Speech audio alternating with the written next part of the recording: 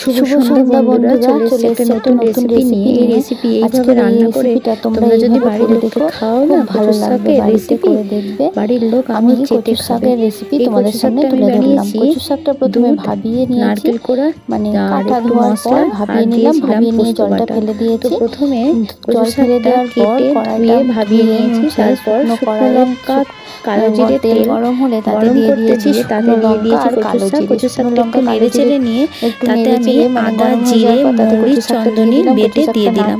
এদিকে কচু শাক হচ্ছে, আর একটু হোক, আমি ততক্ষণ নারকেলটা কুড়ে নিয়েছি আর পোস্ত বেটে নিয়েছি। আদা, জিরে, চন্দনী, মৌরি দিয়ে নাড়াচাড়া করার পর নুন আর হলুদ দিয়ে দিয়েছি আর দিয়েছিলাম কটা কাঁচা লঙ্কা। সেইটা নিতে পারি, তোমরা চাইলে দুধও দিতে পারো। তারপর ওটা নেড়ে চেড়ে নেওয়ার পর আবার একটুখানি হতে দিয়ে আবার দিয়ে দিলাম। রেখে দেওয়ার পর আমি একটু নারকেল কোড়া আর পোস্ত বাটা রেডি করে নিলাম। মিষ্টি না হলে ভালো লাগবে না। আর মাঝখানে একটু কাঁচা লঙ্কা কুচি দিয়ে দেবে। কাঁচা লঙ্কা কুচি মিষ্টি দিয়ে মানে কচু শাকটা জাস্ট অসাধারণ হয়েছিল। তোমরাও করে